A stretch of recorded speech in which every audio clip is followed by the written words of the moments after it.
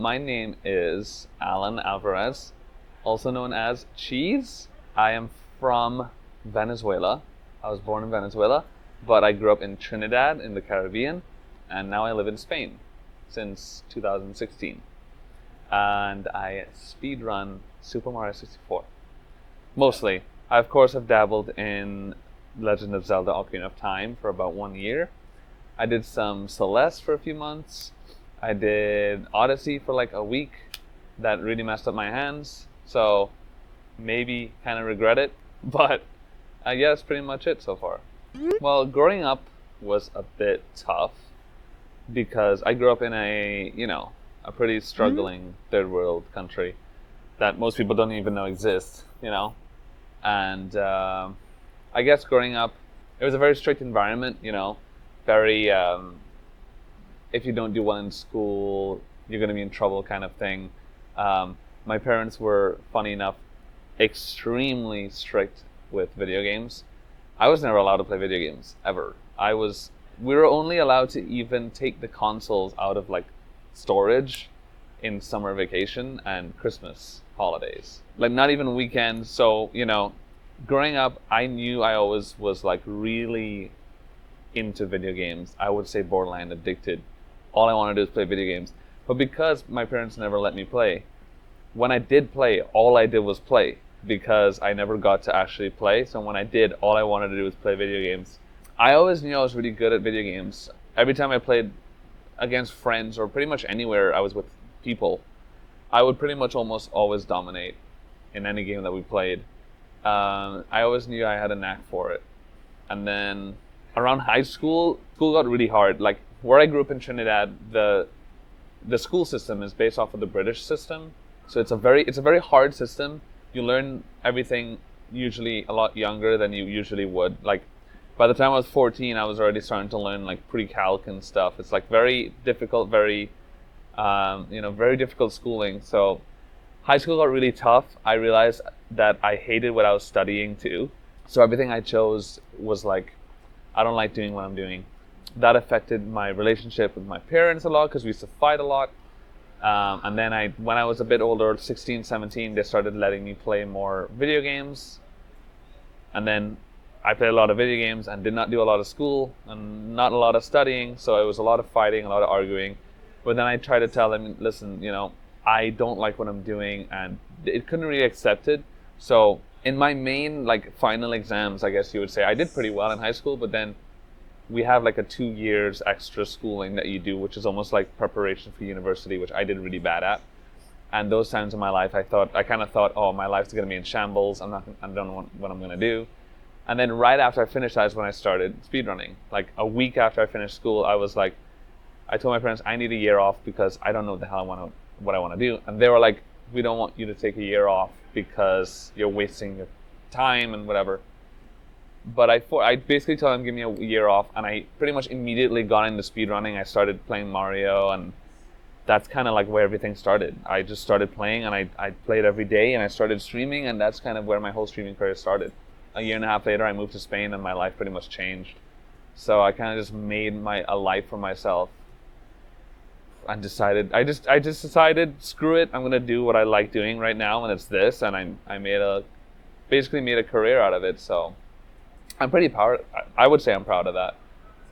I first discovered Mario 64 or speedrunning in general, I think around 2012. It was either late or mid 2012, something like that. But it was around 2012 with my brother. I think it was me. I was just on YouTube, and I remember being like, feeling nostalgic about the past in my gaming past, and being like, oh, I want to see if they have like old school Nintendo videos on YouTube, whatever.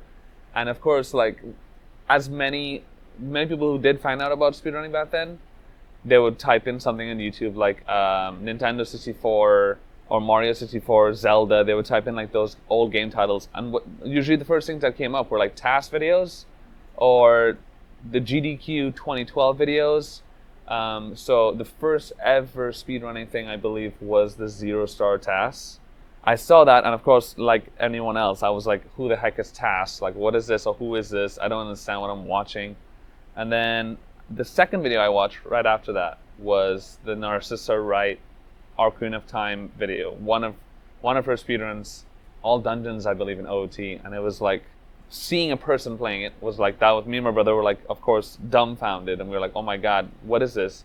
That's when the whole thing started. That's when Twitch and all that stuff started. Speedruns Live, which I think most people don't even know what that is.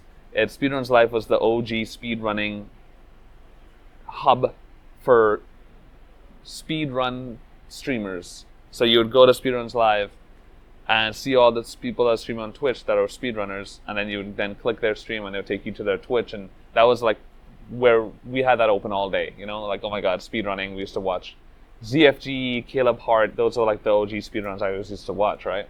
I never really tried speedrunning because I think like most people, they're kind of intimidated and they're like afraid to try it.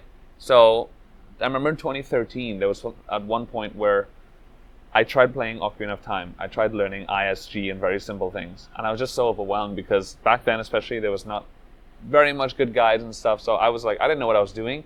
I was just trying to copy things and I was like, this is so hard. I can't do this. Too scared.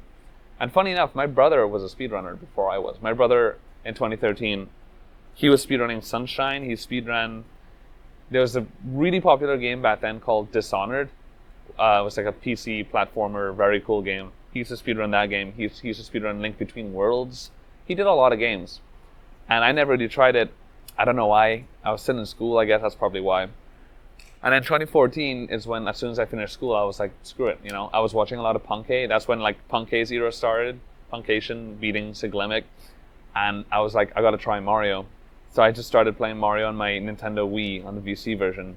It was just, I couldn't stop. It was like, once I started playing, that was it. It was like, this is amazing. It's a reason to play old games again. Like speedrunning is so cool, and I just didn't stop from there. And I guess the last thing I would say about that is that Mario 64 was never actually the game I intended to play.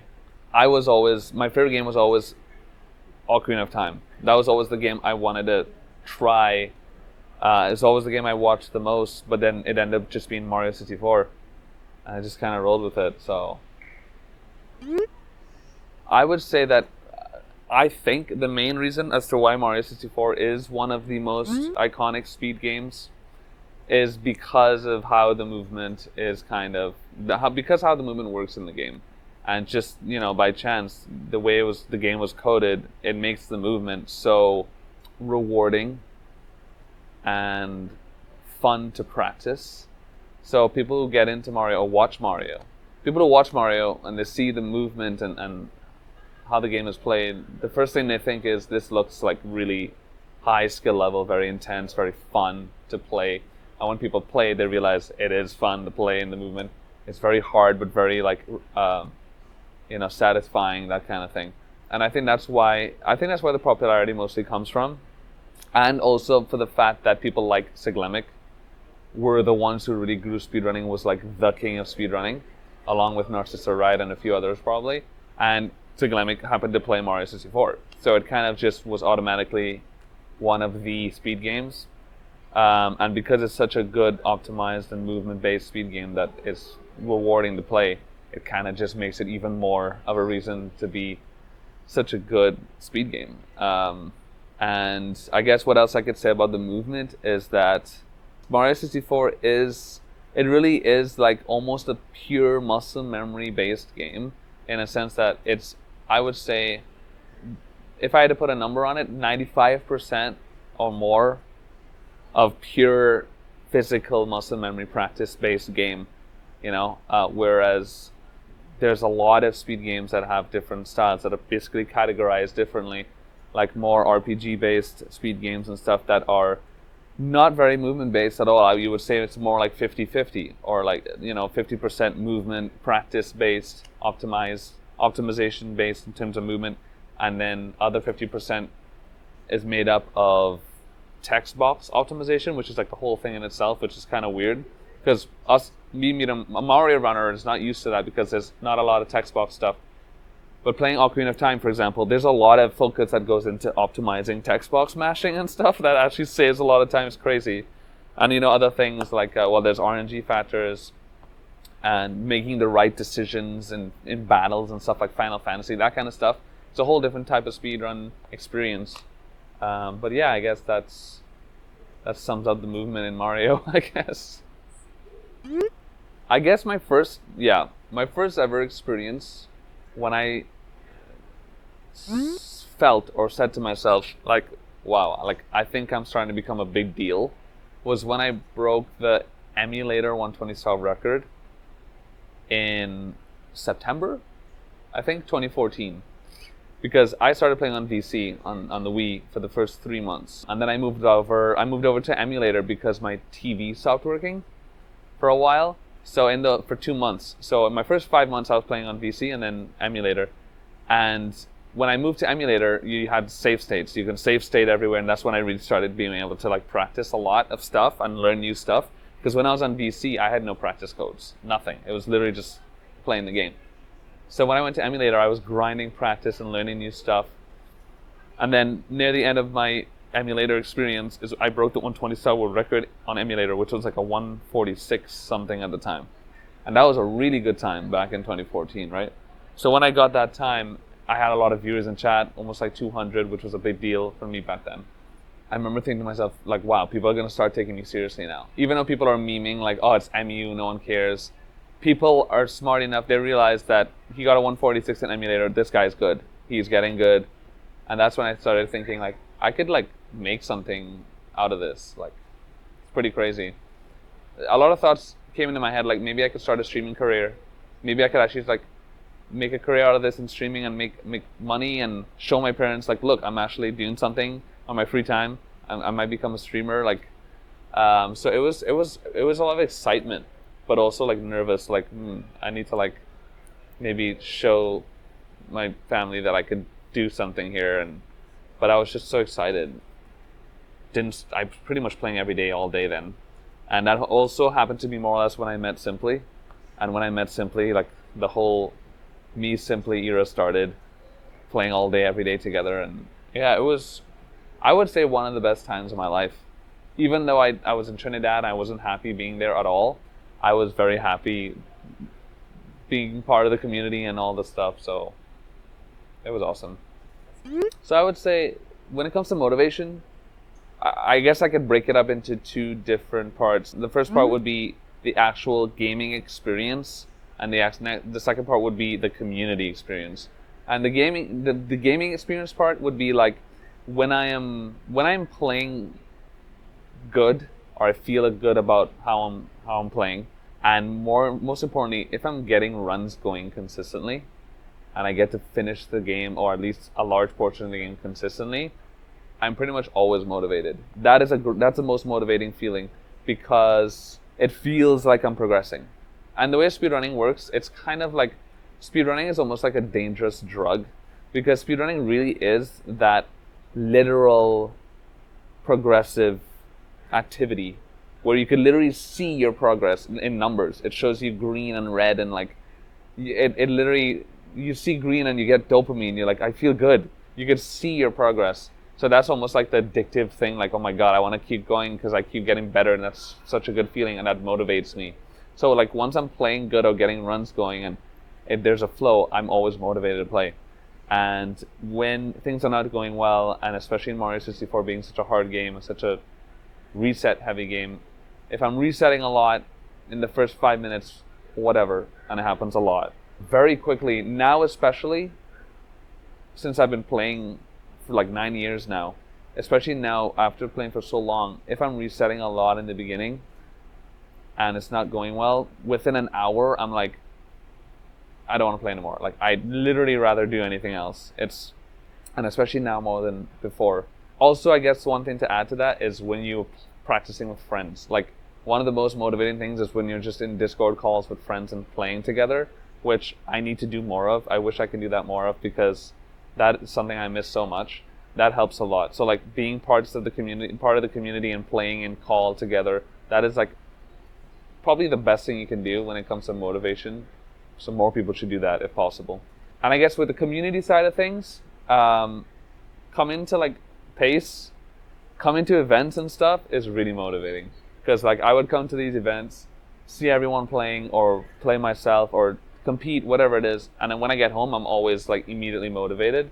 And just like, wow, this is it kind of reminds me why I'm part of the community, and like all the things that I've done is worth it kind of thing. And I've noticed that now, if I go a long time, like a year or something, without traveling to an event or something, you start getting that lazy mindset. You're like, I'm kind of bored, or like, I don't feel like playing, or like I'm satisfied with what I've done, or it's like whatever. And then you come to an event and it's like, oh my god, like I remember now why I did all this. Like this is so amazing, and you get to be with your friends, and then you get home and it's like, I want to play. I want to get back to it. So those would be the two main things. Yeah, I would say. This is a very emotional question. People ask me a lot, like, if I go through burnout, or the fact that they're going through burnout, and they're asking like, how do I be okay with this, or how do I prevent burnout? Actually, that's the most common question, and that's probably the worst question. Is how do I prevent burnout? How do I stop myself from getting burnt out? Like, and when I do get burnt out, it's like the end. Like that's it. But I think people don't realize that burning out is necessary in anything that you're doing. It's inevitable. Like, burnout is part of life. Just like how the saying exists where there's no success without failure, or whatever, when you fall, you get back up again. Burnout is like the falling down of speedrunning, I would say, or gaming. Burnout has to happen. It will happen. It's unavoidable. It's like a mistake, You're going to experience burnout at some point.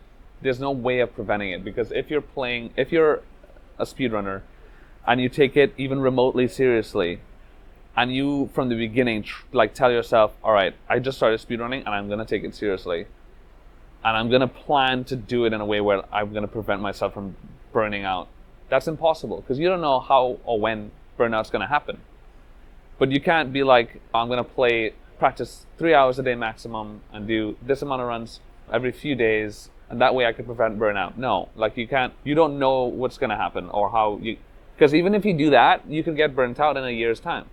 Because burnout really is just a rest that your body is asking. And it's fine to take a break. It's okay to rest. So that's why when people do ask me about burnout, I usually kind of talk about this, is being okay with burning out and taking breaks, because it's totally normal. I would say when I started speedrunning back in 2014, 2015, burnout was a very common topic of conversation, and people were always afraid of it. I was afraid of it, and I was playing every day. So I was grinding every day, all day, for I would say the first 2 years, and the first break that I took was November, December 2015, which is about an hour and a half in.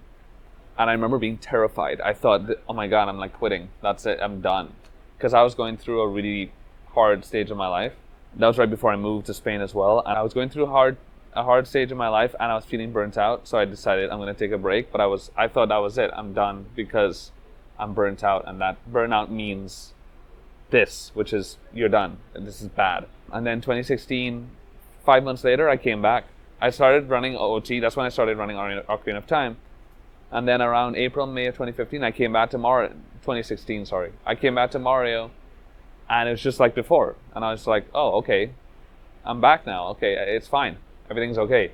Ever since then, that process has happened 5 times. I've burnt out, took a break, and come back.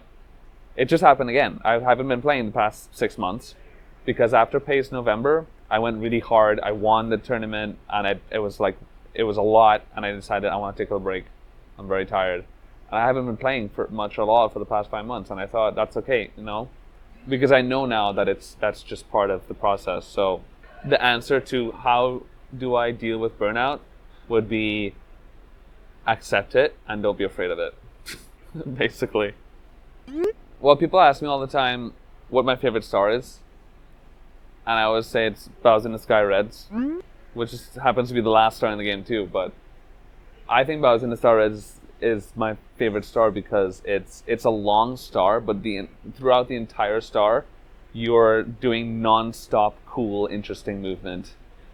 You're doing almost every movement tech except for BLJs in that star.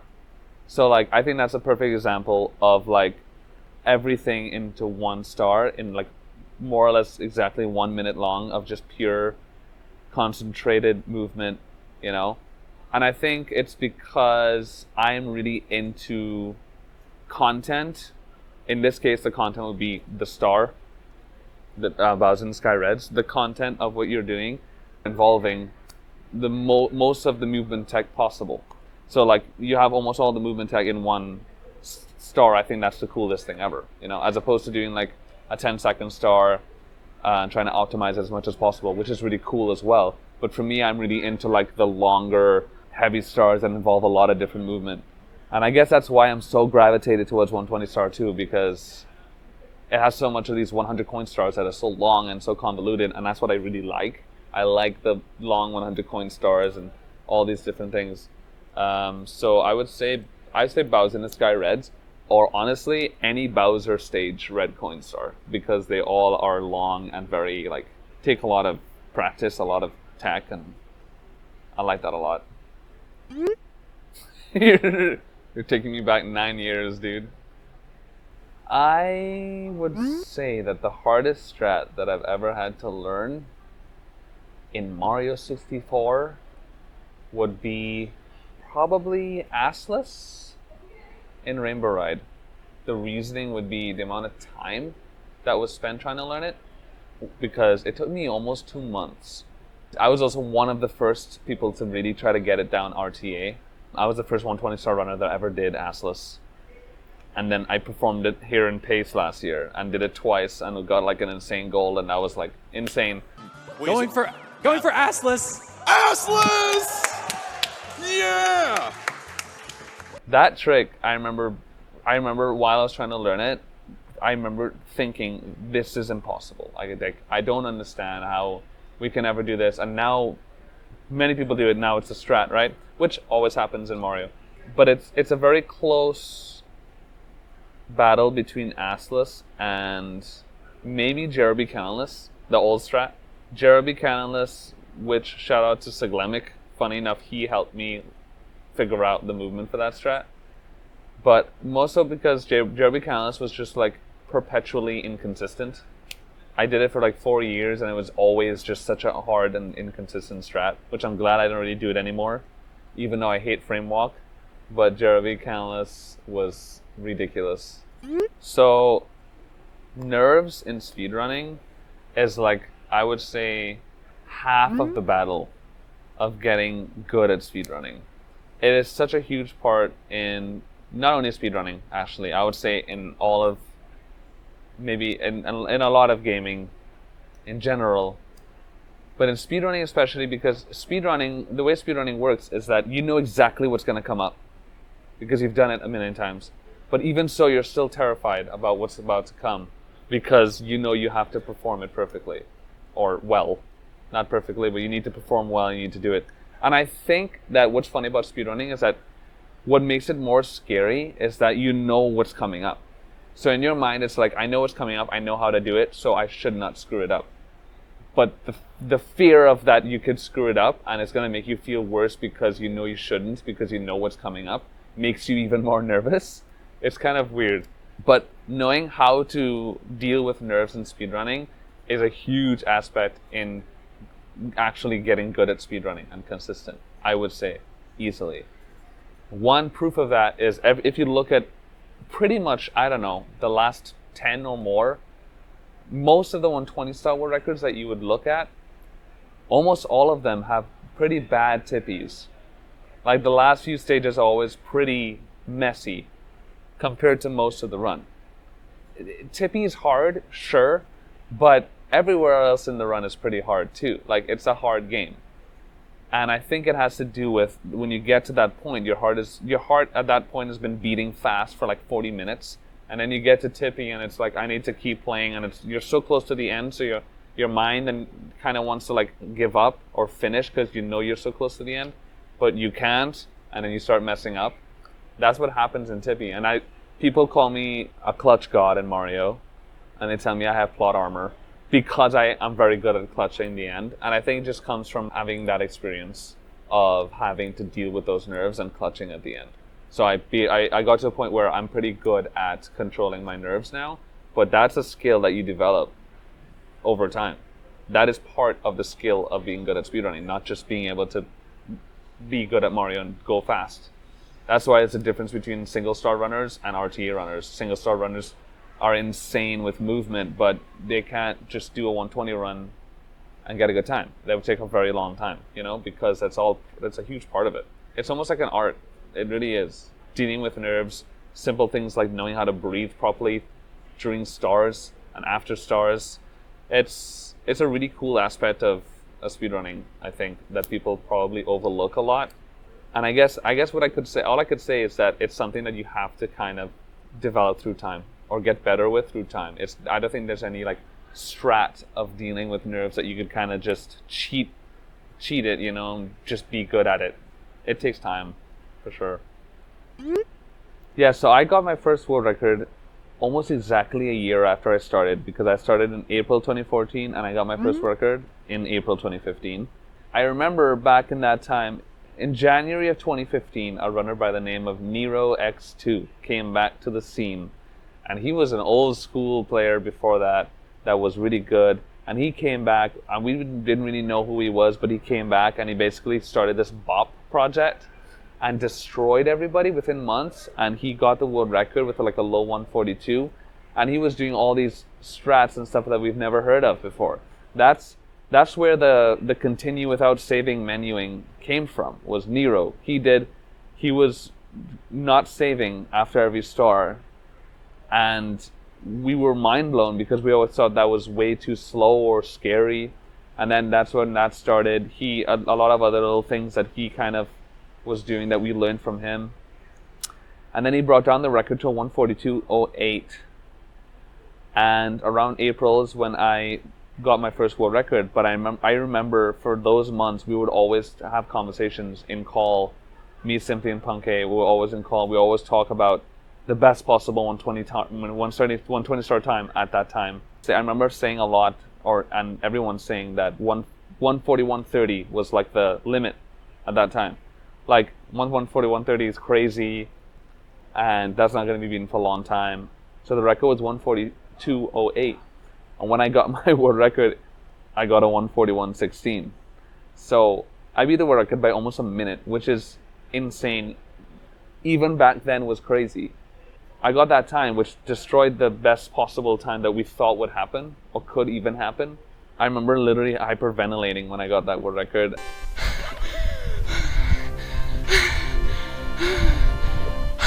I didn't know what to do or think. The community was very shocked. I remember there was no Discord back then, so Twitter was going crazy and being like, oh my god, cheese. All these Japanese runners on Twitter being like, cheese or whatever. Like, who's this cheese guy? He's insane, blah, blah, blah. Yeah, good times. Well, I guess what I could say is that back then, a very common topic of conversation was, does natural talent exist in gaming?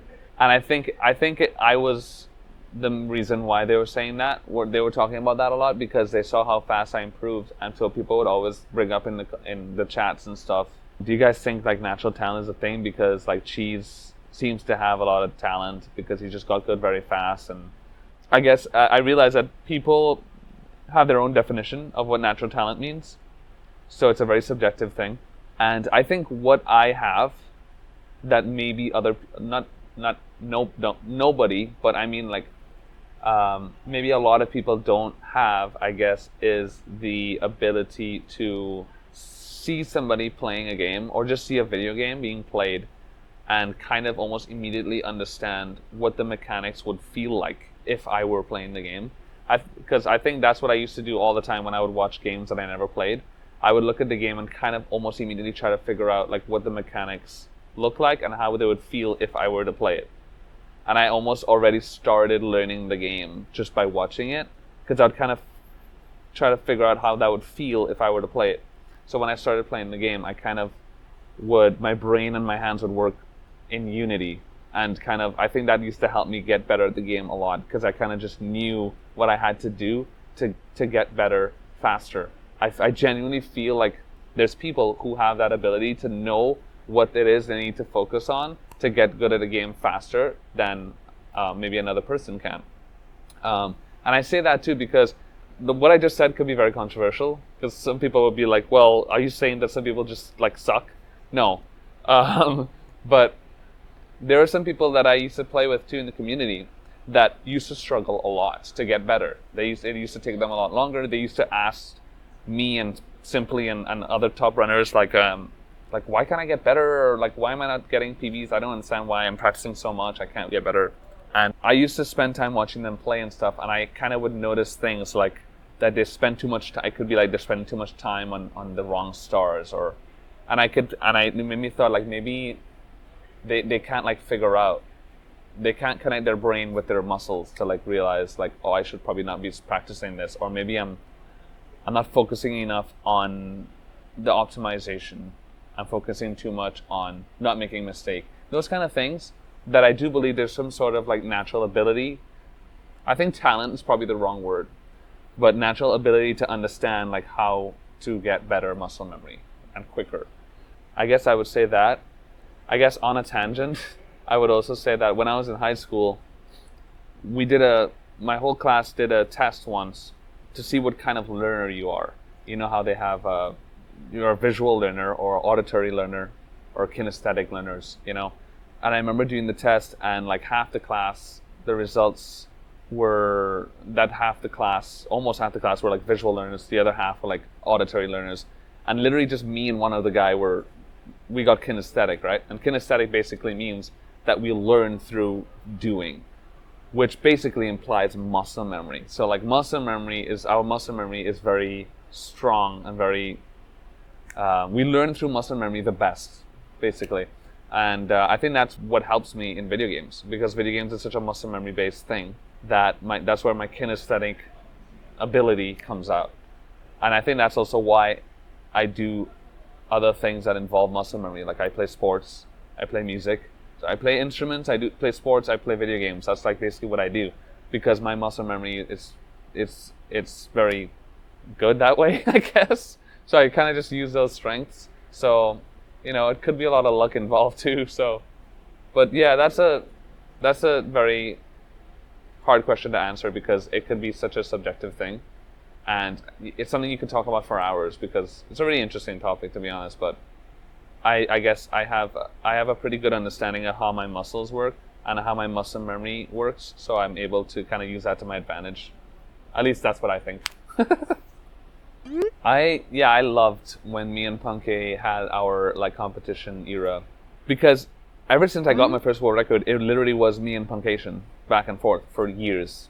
There was one time, 2016, I think, when Batora came back and we had a tied world record we both had 1:40.05.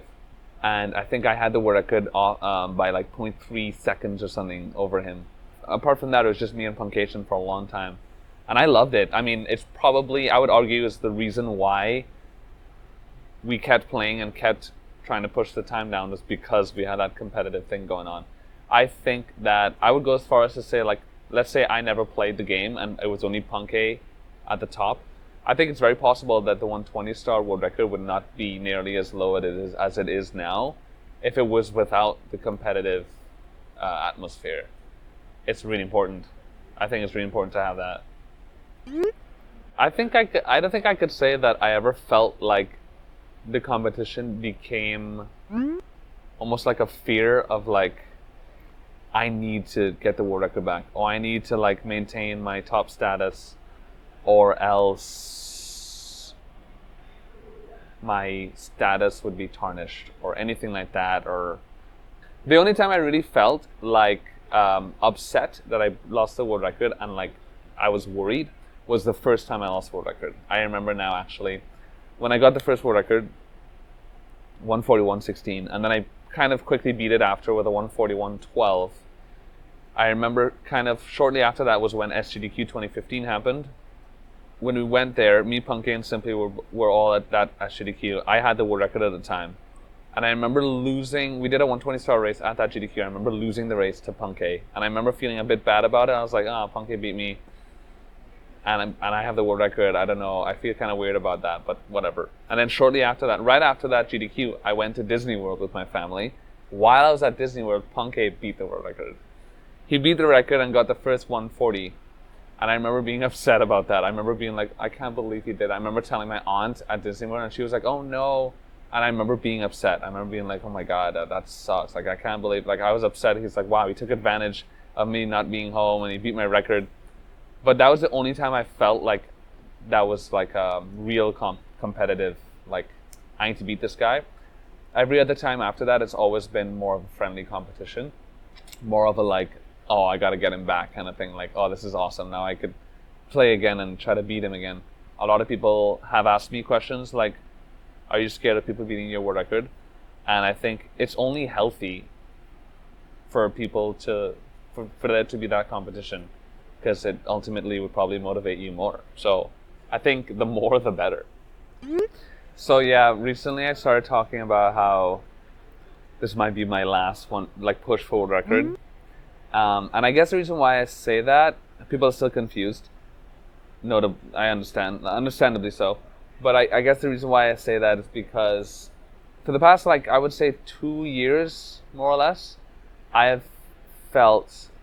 physically felt like when I speedrun Mario now, I have a lot less, like, overall endurance and patience.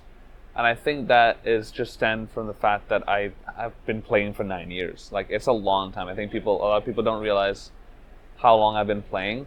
And not only that, people like Simply and maybe even Punkation, even though they started around the time I did or even before, they've taken a lot longer breaks than me. So I actually think I have overall probably more playtime than at least Simply by quite a bit. After so much time of always grinding and always, like, for the past 9 years basically having the mindset of like grinding 120-star world record, Mario 64, I'm going for that all the time. Now it's gotten to a point where if I'm after streaming for 2 hours playing Mario, I feel like I'm pretty much good to go. Like, I could stop playing now, you know, I'm tired or whatever. Or like I'm not getting runs for like even 20 minutes. I'm like, I'll come back later. But before, I could do that for hours and hours. I could play for hours, and if I'm not getting runs, I would get frustrated, but I wouldn't care. I would just be like, I gotta keep going. Now I get a bit frustrated, and I'm like, I want to take a break, you know? And I guess now I've come to a point where I'm just like kind of accepting that, and I'm thinking that maybe it's getting to that point where that maybe my time is up, I guess, but not for speedrunning. I'm mostly referring to specifically grinding for world records, you know, because speedrunning is not only about that. Like, I would never stop playing Mario or being part of the community. I would always be coming to events and competing. Like, I would still, if I in a few months' time I retired from 120-star grinding, world record grinding, I would still try to compete, qualify for the next pace, because I want to still compete, and like, because it's different. Competing at an event is different from grinding for world record at home. It's very different. So I do have that thought genuinely nowadays of like, maybe I could do like one last push for world record, and after that I'll be satisfied with what I've done, because I don't know if I see myself grinding for another world record after that, just because of all the feelings that I've been going through. And I think I could come to terms with that, even though it's kind of hard to accept. I think I've come to terms with that. That's very possible, and that's kind of why I've been saying that in my streams, like my last 120-star grind, because if I can get even one more world record, I would be very satisfied with that. I would feel like I've done my due, you know. And now it's just to enjoy Mario in other ways, maybe try other categories, and then, you know, compete at pace and do tournaments, commentary, run my own events, you know, just work with GSA in general and grow pace. You know, there's so many things I could still do that I will still do, because I love speedrunning. When it comes to like the margin of error and stuff in like the runs, that also does affect it a lot, I would say, because we are getting to the point where it's like the runs are so hard and optimized that, you know, you make a few mistakes and you feel like, oh, I can't get work anymore. Like, it actually comes to that point where like, I don't know if it's worth doing this run anymore, because I've lost this much time and it's too hard to get work at this point. But so that does make it harder to like want to grind, because it's like when it gets so hard, it's like it does affect your motivation to like just keep going. So that is also a factor. But the good thing about that is that there are new players that are always coming up, like Sweegie and Ouija and all these guys that also push even harder. So like there would always be people trying to beat records. So I'm not worried about that. So funny enough, I would actually say that my favorite game of all time is probably Zelda Ocarina of Time. I wouldn't even say that Mario 64 is my favorite game of all time. It was never my intention to speedrun Mario 64 like I said earlier. But it just kind of happened, and I really love it. But Ocarina of Time really has a special place in my heart. All the GameCube titles, like Sunshine, Luigi's Mansion, those were two games that I grew up playing so much, and I love so much. And funny enough, I probably spent a lot more time playing on the GameCube than I did on N64. Games that I remember growing up, loving to death. Lego Racers on the Nintendo 64. I remember that game being so fun. Excite Bike 64. That game was insane because it was like a dirt bike game, and I was like, this is so cool. Wave Race 64 was like one of the first games like I ever owned for the Nintendo 64. I remember being so excited about it. There's a game called The Lord of the Rings: The Return of the King for Nintendo GameCube. And it's, for some reason, one of the like best movie games ever made. And it was insanely fun. And funny enough, just today I saw a meme about it on Instagram about that game, and I was like, oh, I want to play that again. Funny enough, like today at PACE, they're doing the Lego Star Wars LTA tournament, and I remember playing Lego Star Wars on GameCube as a child and thinking it was like one of the coolest games ever, and I would like to play that again. A few other Star Wars titles I remember playing growing up. Banjo-Kazooie, of course. I remember playing Banjo-Kazooie, but I was too young to understand what to do, so I never actually beat it. But I love that game. But it's pretty much almost Nintendo throughout, because I never actually owned a non-Nintendo console. It's only been Nintendo. So I've always just grew up loving Nintendo. Yeah. And when I got older, it was Call of Duty, which is kind of sad. But yeah, that's pretty much it.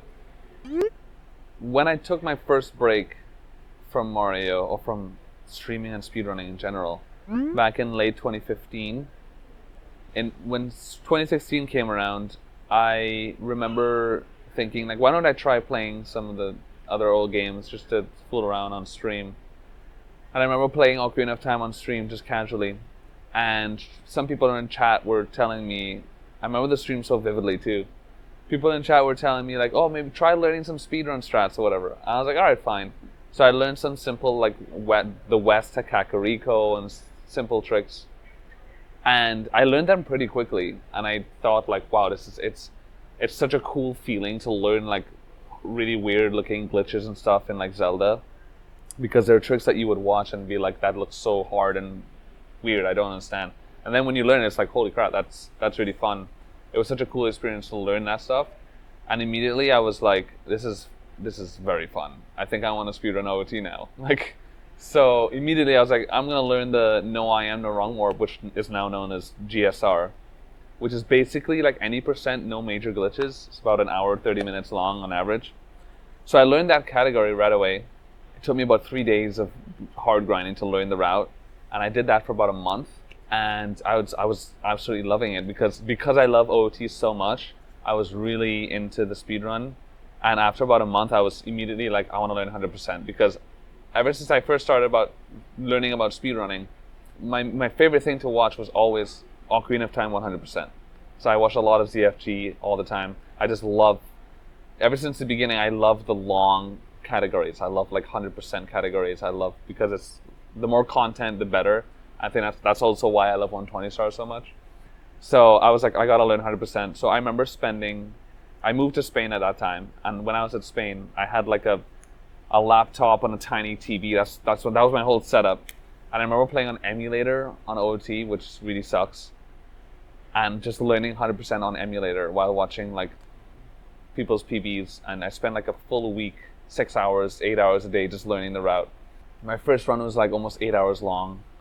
And but I did realize, I would say that I found it, getting good at OOT was very easy compared to getting good at Mario. And I don't think it's necessarily because OOT is an easier game. It was because I had so much experience in getting good at another speed game before that it kind of translated into this one. So I kind of felt like I just knew what the process was to get good at a game. So that I think that helped me a lot to get good at Ocarina of Time so quickly. And then yeah, I grinded 100% for a long time and I actually got to third place. I got to third place within like 11 months. That was when Ocarina of Time, they made a big change and they found new routes, and then doing 100% on VC became a thing. So then I took a break because everything had to change and stuff, but I had a lot of fun with Ocarina of Time, and I have thought many times about going back to it, and I still might go back to it at some point. But now it's more so just being lazy to relearn the routes and stuff again. Also, the fact that it's a 4-hour long speedrun, because it's very hard nowadays for me to be able to speedrun a category that long. But when I do feel comfortable and stuff with having that time, and I could spend time with it, I would definitely love to come back. So I've speedrun Celeste, I've speedrun Odyssey, and if I had to choose like my next favorite one, I don't know if I can. That's really hard because they're both very good speed games. Celeste was basically made with the intention of speedrunning it. So it's automatically such a good speedrunning experience, because Celeste is like an incredibly fast, very satisfying game to play because the movement was made with the intent of speedrunning. It's pretty easy to learn how to speedrun that game quickly. Because it's easy to learn and the movement is so satisfying, it's a very fun experience to speedrun that game. But then there's Odyssey, where Odyssey as a game itself is just such a good game. And because I personally like 3D games I enjoy 3D games overall more than I enjoy 2D games, Odyssey was also an amazing speedrun experience. But if I were to choose one, it would probably be Odyssey, because I definitely saw myself continuing to speedrun Odyssey. It was just unfortunate that I couldn't because I got really bad tendonitis issues and I had to take a break.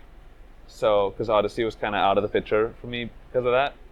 Because Celeste, I did Celeste for about 2 months and I decided to stop speedrunning it because I got a bit bored of it pretty quickly. But Odyssey was amazing. I definitely probably would have kept speedrunning Odyssey. Who knows where I would have been now with Odyssey if I did keep playing. So if I could speedrun Odyssey, because I don't think I can because of my hand issues, unfortunately, I totally would. I would love to. With that said, I don't think I would speedrun Celeste again.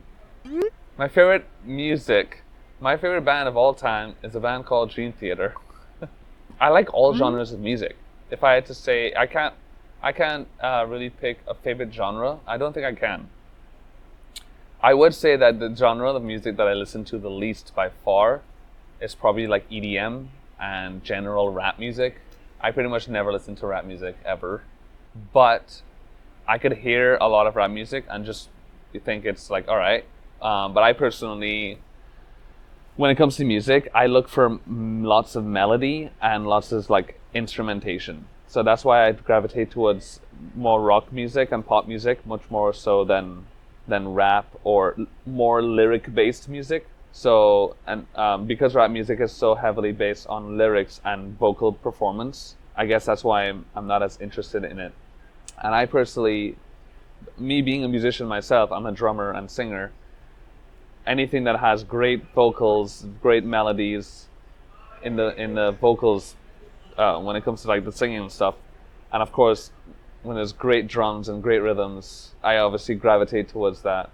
So, and if I had to pick a favorite genre of music, I'll probably have to say progressive rock. I started playing drums when I was 15, and the way it happened was, ever since I was young, I knew I had really good rhythm. When I was like 8 years old, I remember in Trinidad, where I grew up, Trinidad has a really popular carnival every year. And in carnival, we have like what we call rhythm sections, where it's like basically a group of people that play in a band and create rhythm and music. And then people would like come and join in and dance to it, and like that was part of the carnival experience, right? So our family, we had a big rhythm section. and they had friends and stuff, and there were lots of like instruments that were involved in the rhythm section that you would not really even hear or not even know what they are. And one of the instruments was like they used to call it the talk, where it's just like a thing that you used to hit with a stick, and it would just make talk. And the point of that instrument was just to basically keep time. And when I was like 8 years old, I used to play that in the section. So everyone used to know that I had a lot of rhythm, right? So I kind of knew off the bat, like I might be a drummer. And when I was like 15, my uncle is a drummer as well. And he used to be in a band, so they had like a band room. And I used to tell my uncle all the time, like, can you take me to play drums? Like, I want you to teach me. And I remember one time, he would always say like, yeah, someday, whatever. And I remember one day being there in my grandmother's house, and he was there, and there was a song playing, and I remember doing like a drum fill on my leg. I went like something like that. And my uncle was like, wow, that was really good. Okay, I'll take you next weekend to play, because it looks like you know what you're doing.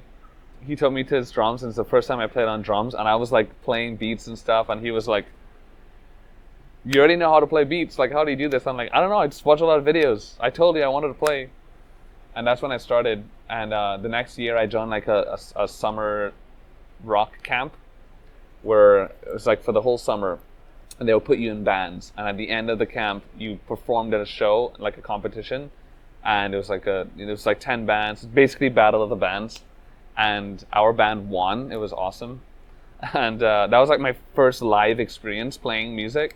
And ever since then, I loved it. So ever since then, I've been playing drums, which is about 11 years now. I've taken a lot of breaks. And singing, I always liked singing. I always thought that I used to sing in the choir when I was young in middle school. So I always liked singing, but I never actually really tried singing and going to lessons for it until about 3 years ago.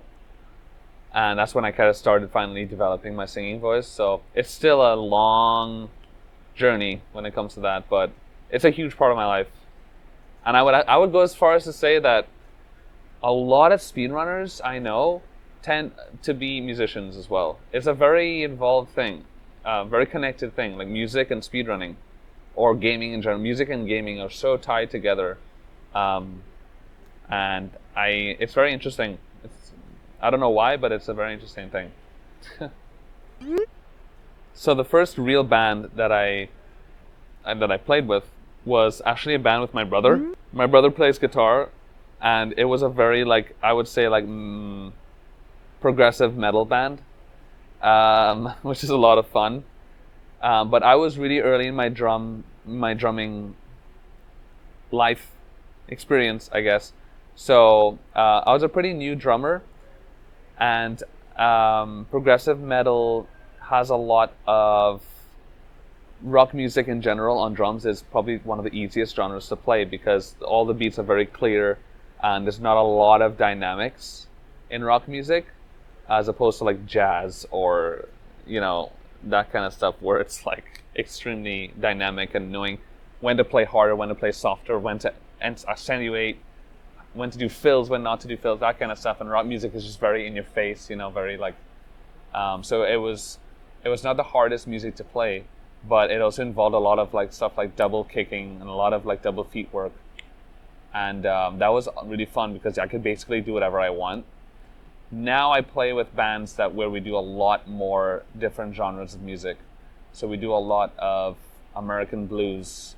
We sometimes do old school rock music but our original versions of it. We do a lot of funk, that kind of stuff, soul, which has a lot of more complicated dynamics towards it. And honestly, I would think now with the band that I play with, it's probably the most enjoyable because playing all these different genres makes me learn so much new things and it's making me a way better musician.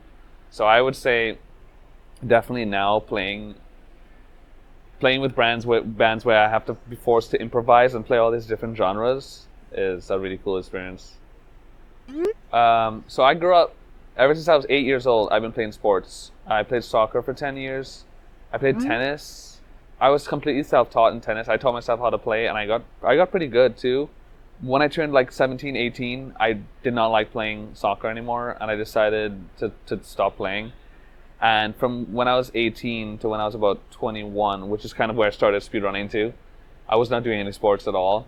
And when I moved to Spain, within like a month of being in Spain, my uncle who plays volleyball, he took me to watch him play volleyball. And I had no intention of playing volleyball at all. But when I saw him playing, I was like, this looks really fun. And it was a non-confrontational sport, which I really like, because the reason why I stopped playing soccer is because I don't like confrontational sports. So volleyball looked really interesting to me, and I started playing right away, and I was like, this is awesome. So I immediately was like, sign me up, take me to the club, and I started practicing. And what I like about volleyball so much is that it's an extremely rhythmic sport. You have to have such an insane connection with your teammates, because you got to know beforehand how they're going to set you, what their timing is going to be, how they're going to like defend and receive the balls. And it's if you don't know your teammates and how they play, you can't play. And there's no chemistry. So it's a very chemistry-based sport, which I think I'm all about that, because I love anything to do with rhythm and chemistry, and like, it's just such a fun experience. I think this might be like one of the most important points to talk about.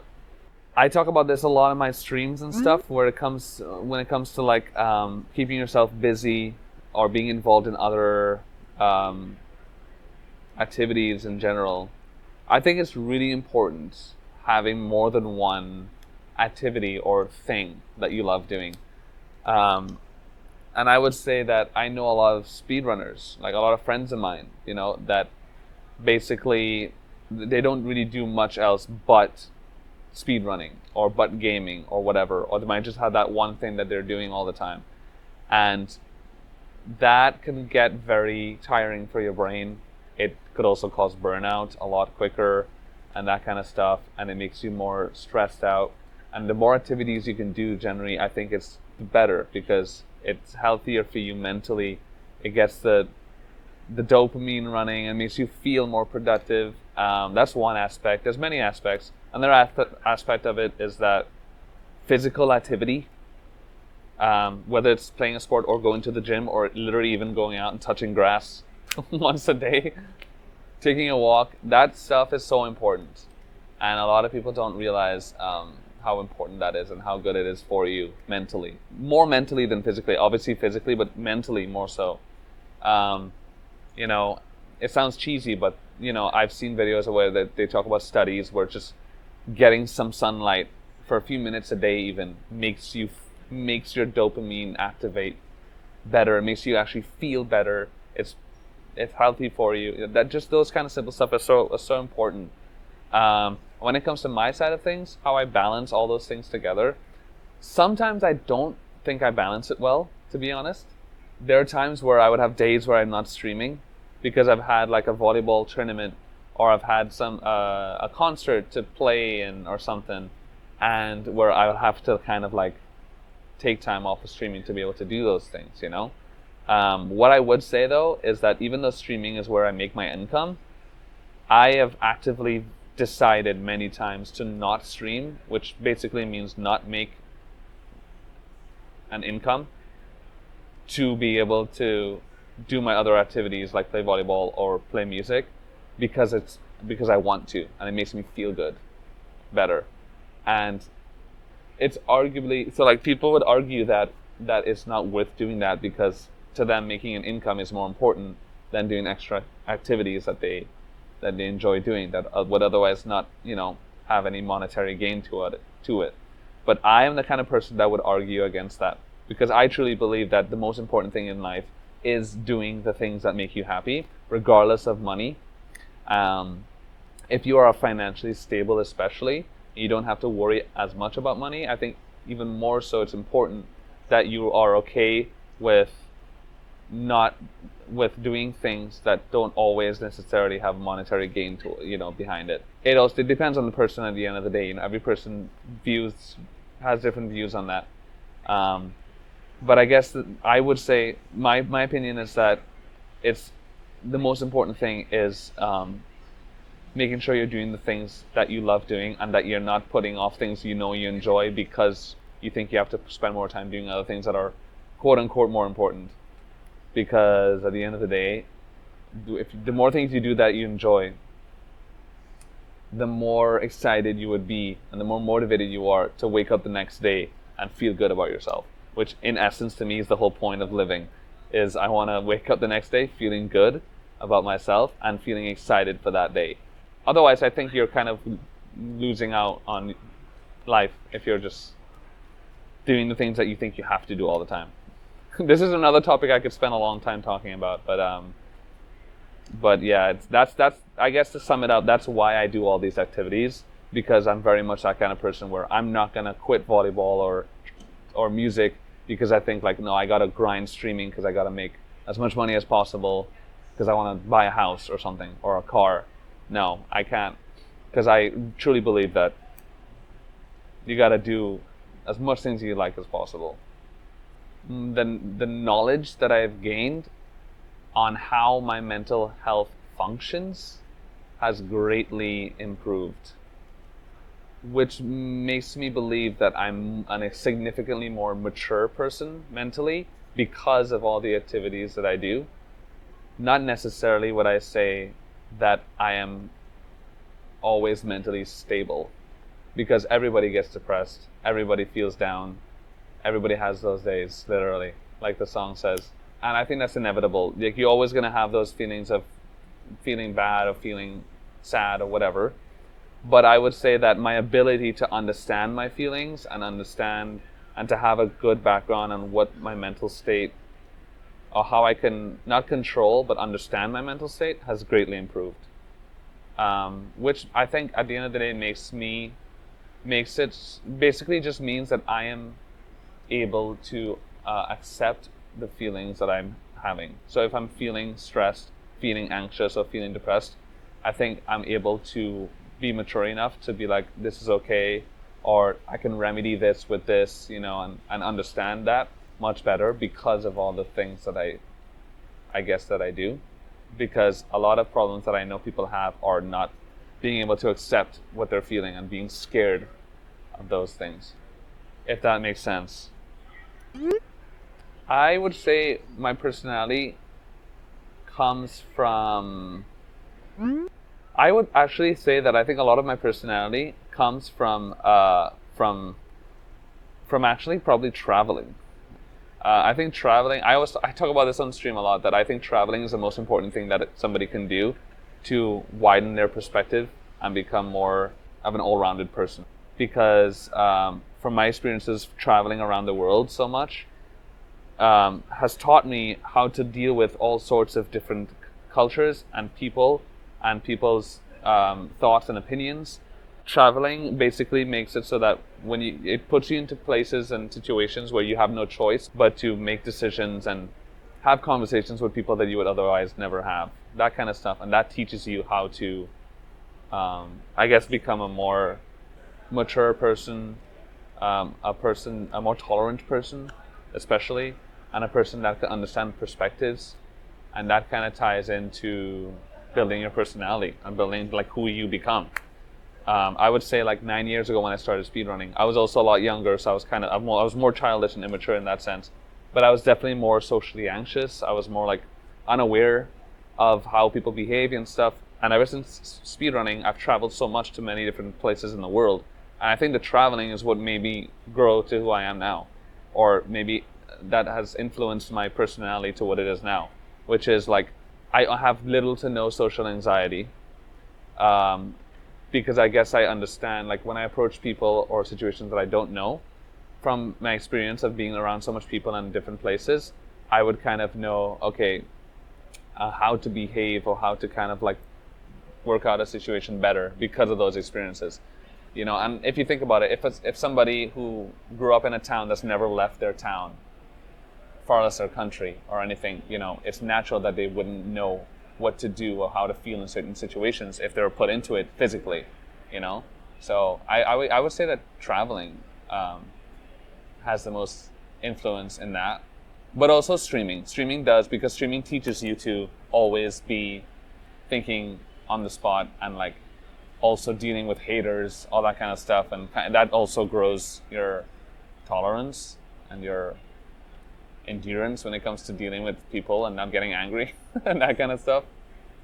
Um, yeah. It's actually kind of a funny story when it comes to like how I came out to the speedrunning community. The first two people I came out to in the community were Simply and Punkation in a Skype call. And shortly after, Punkay was live on stream to like 1,500 viewers.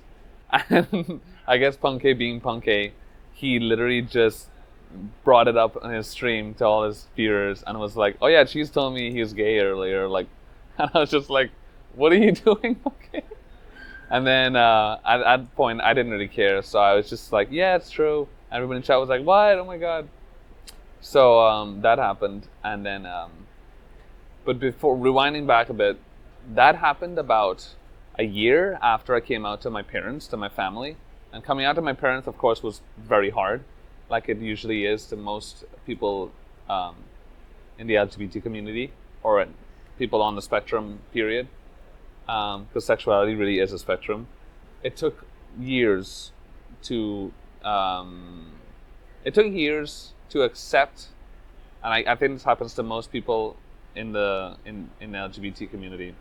It takes a long time for them to accept, for some people, to accept who they are, and then after you accept who you are, it could take a long time to be able to then let your family know and come out to your actual family. Because one thing is accepting who you are, and then another thing is actually coming out to people.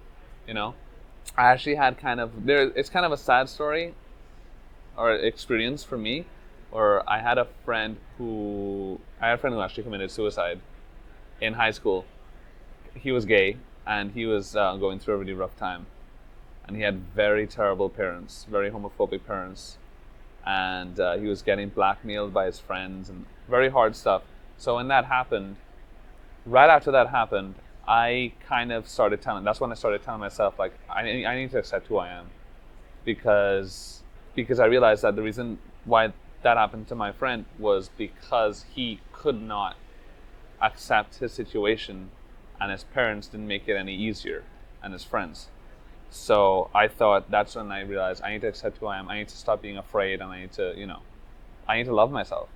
So, and about 2 years after that is when I came out to my parents. And the way I came out to my parents was also kind of funny, because I was going through like periods where I was getting heart palpitations. So I would get periods of like palpitations and stuff, and I knew it was anxiety. And there was one of the days where we actually came back from church, and I started getting heart palpitations, and it wouldn't stop. It just wouldn't stop. It was like worse than ever, and I was like, I don't know what to do. So I ran in my parents' house, in my parents' bedroom, and I was like, I'm going through this. I don't know what to do. And it was weird. It was almost like my mom knew that it was because I had something on my mind, because she laid me down in her bed, and she was like, son, is there anything like going through your head you need to tell us or something? And like almost like she knew. And I was so scared, I was like, I need to tell them. So that's when I told her, well, yeah, and that's when I came out and immediately felt better, of course. And at first my stepdad was he didn't know how to take it, and he thought I was like, he was saying like, oh, you're lying, whatever. And my mom's reaction was funny. She was like, I'm not really surprised. I was like, okay. But basically the next day my dad was like, he sat me down and he was like, I love you, son, I don't care. So I had support. So it made it a lot easier in that sense. A year after that I came out to the community, speedrun community, so much people knew, and I was just like, all right. And then that was 9 years ago, 8 years ago. So now I've matured so much along the way, and I moved to Spain too, which is a very LGBT friendly country, and I live in Madrid, and it's extremely friendly in that sense. So after being around that, it teaches you to just kind of not care anymore, and you just realize that it's part of life. And now I'm kind of just like an advocate for all that, for being okay with it, and kind of telling people that, trying to teach people as much as possible that is extremely normal, all that fun stuff. The only thing I could think of when it comes to like shaping my life experience would be learning how to deal with people that are, I guess, otherwise intolerant. So I know now how to deal with intolerant people or people who just lack the education. And that's something you hear a lot nowadays on media is educating people, which is really true. Is a lot of homophobia or any of the phobias really is all based off of stemmed from lack of education and being taught usually through religion that these things are bad. So once you kind of approach homophobic people, for example, with the idea that they're just uneducated, they're not bad people, which most of them are not bad people, they just don't know any better. Once you approach it like that, it's a lot easier to deal with that kind of stuff. And that's how I approach it now. I never think that anybody is bad or evil or intentionally trying to hurt. Well, apart from those social media monsters that literally just want to hurt people, in real life, people are just uneducated. And once you just are willing to take time to be like, hey, this is why, you might be wrong, or this is what it's really like. And almost every time they're able to see that they're wrong and be like, oh, you make sense. Or at least, even if they seem like they're not listening to you, or they're like, no, like God says this and God says that, they're listening to you. Like they are in their head telling themselves, he doesn't make a point. With that said, there are those occasions where there are those people who are just insufferable and you can't really help them. And no matter how much you try, they're just refuse to accept. And at that point, you just have to make the decision to let them go. You go your way, I go my way. But trying to battle hate with more hate, it's never going to work. Like fire with fire doesn't work. That's why I'm so I'm very against people in the LGBT community getting angry or trying to fuel hate with more hate, because it doesn't work. Like you got to just realize these people just are uneducated and that's it. I would love to say that I'm a role model in the LGBT space in the speedrunning community, but I would also say that I'm not sure if it's up to me to decide that. I would say that's probably up to the rest of the community to decide that. The thought of being a role model in that space is very fulfilling to me. I would love to take that role on, and I think it's cool that I'm part of the LGBT community being a top speedrunner in a popular game, because I would say it is kind of rare. I think I would love to be. If people look at me that way, then that would be great. Life in Trinidad is very difficult. Trinidad is kind of like a stereotypical third world country where you would hear that there's a lot of homophobia, racism, xenophobia, all those great stuff is very prominent in a place like Trinidad. If you are anywhere out of the norm in anything, when it comes even down to the music you listen to, you're ridiculed a lot, especially growing up in school. There's an immense amount of bullying and stuff for if you don't fit in the exact box of everyone else. And because countries like that are like that, people always try to tend to stay in the same box as everyone else, even if it's not genuine, which in most cases is not genuine.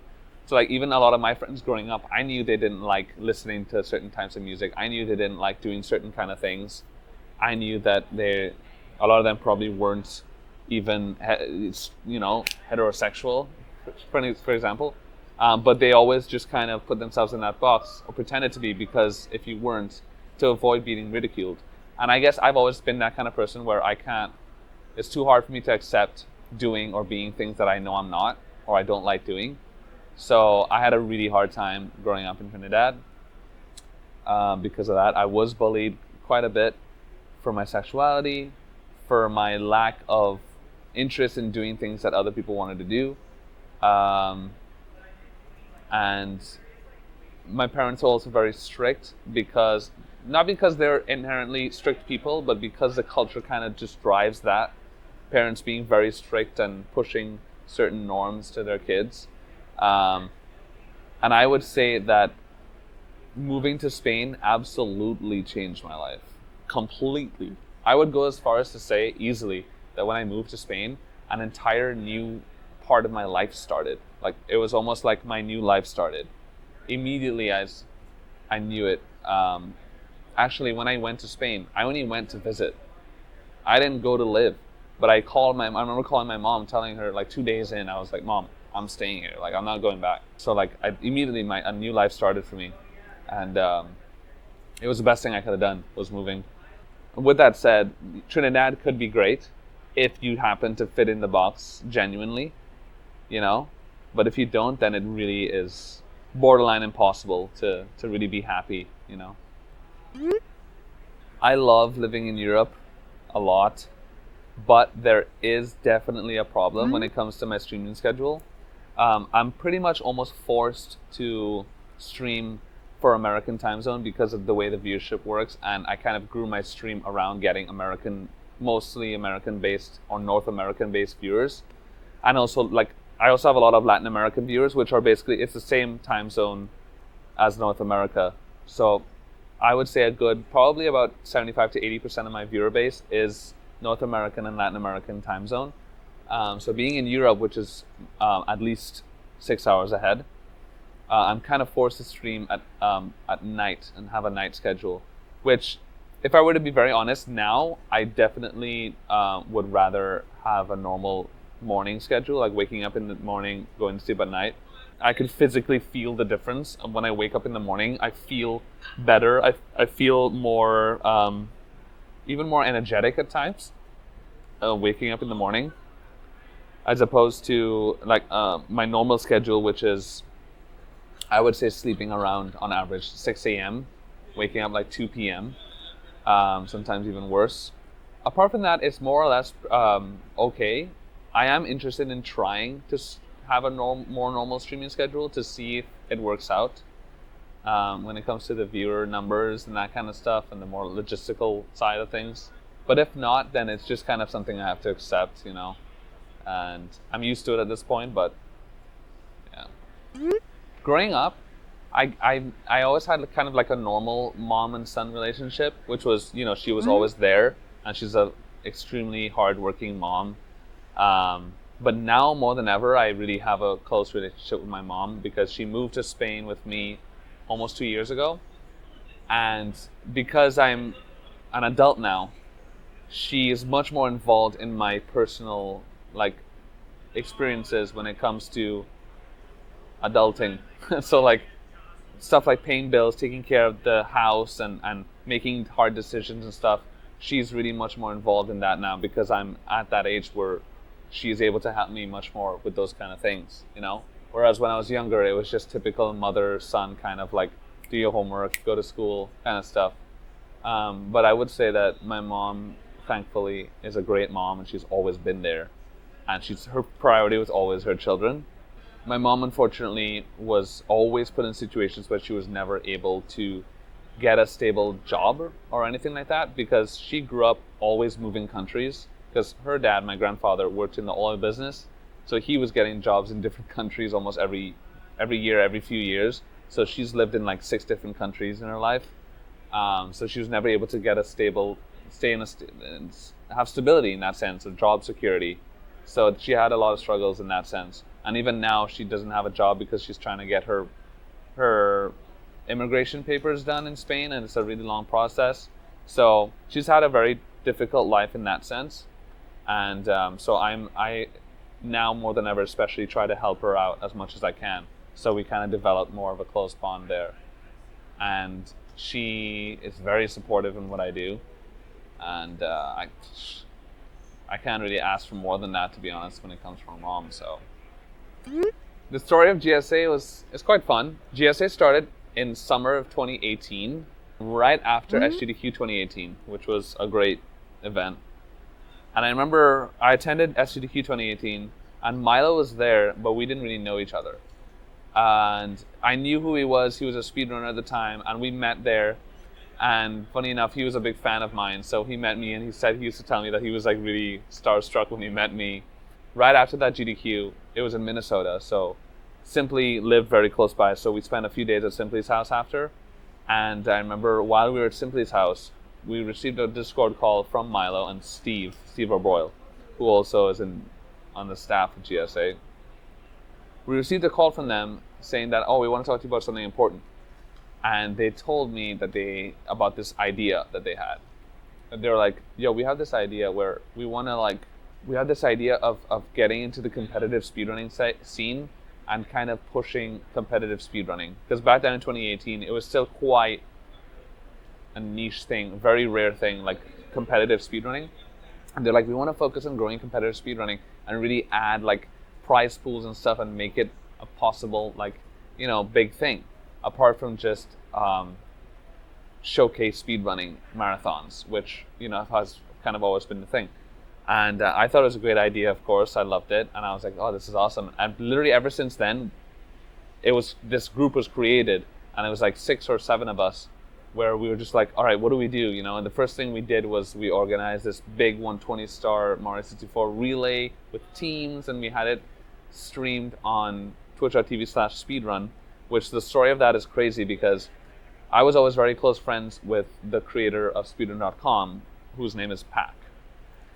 And Pac was actually the original owner.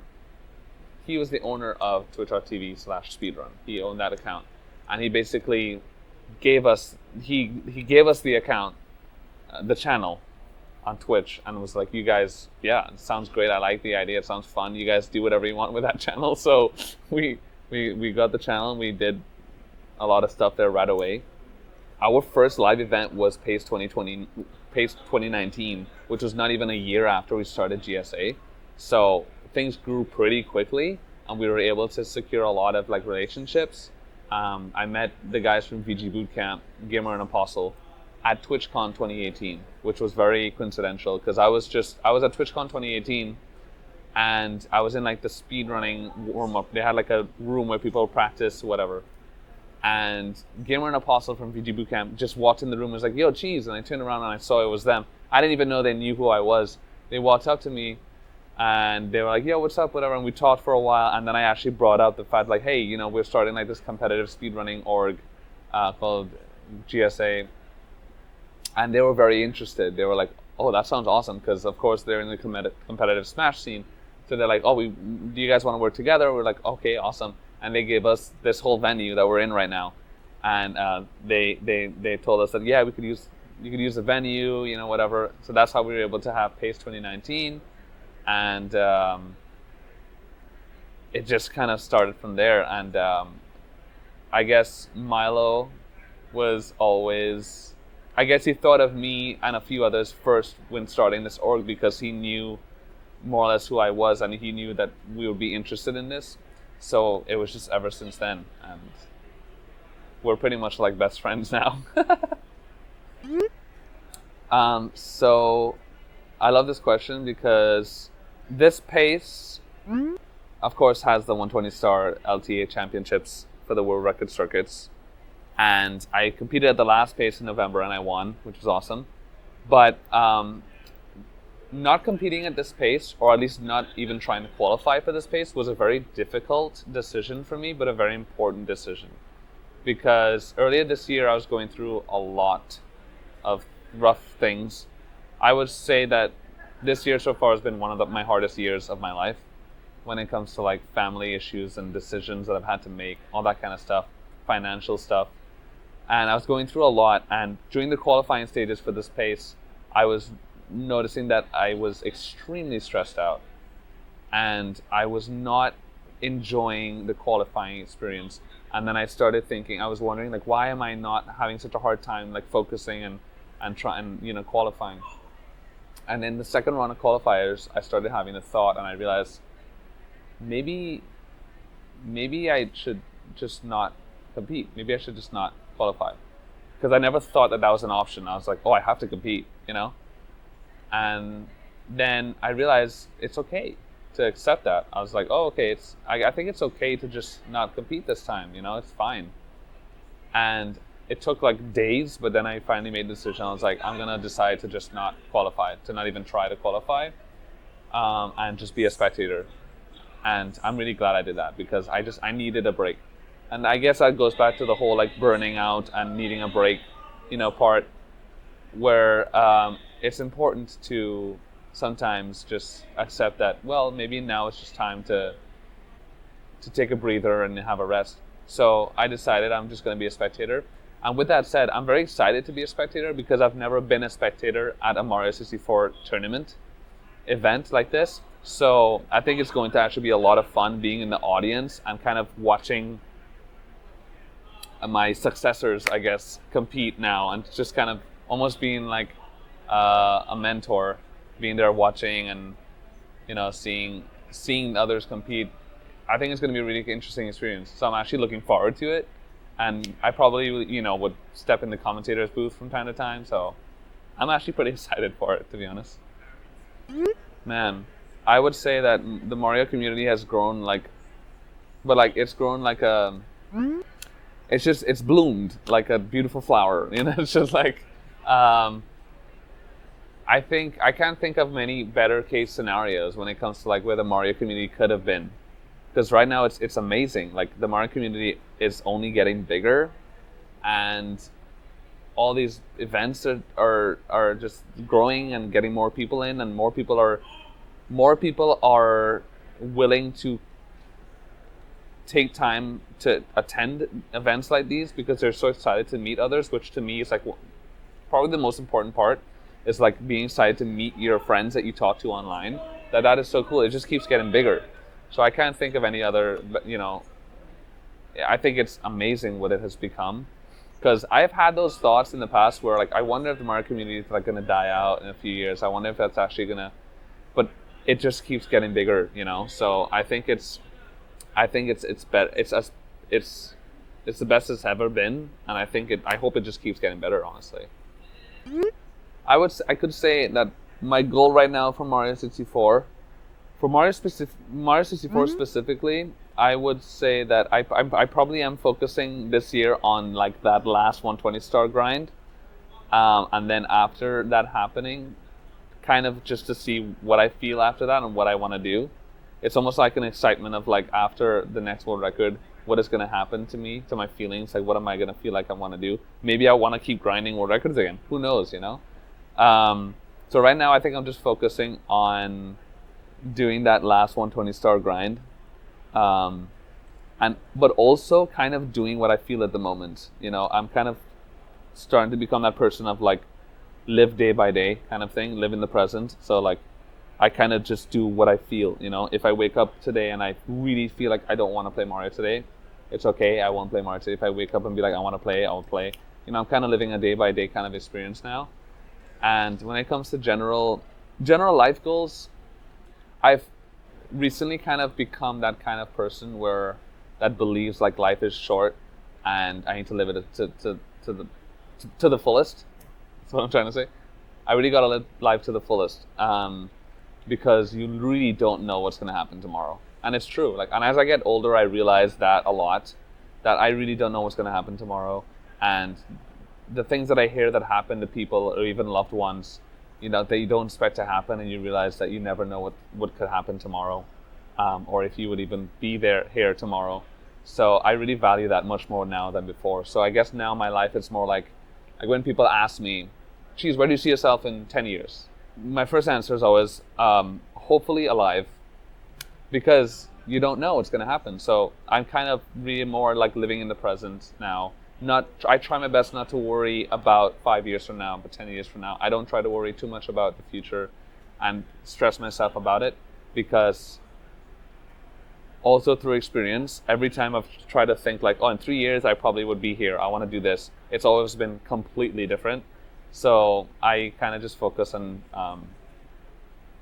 living day by day and letting things happen. I think it's the easiest and possibly even happiest way to live, you know? It's less stressful, and I think I enjoy it more, so that's pretty much it.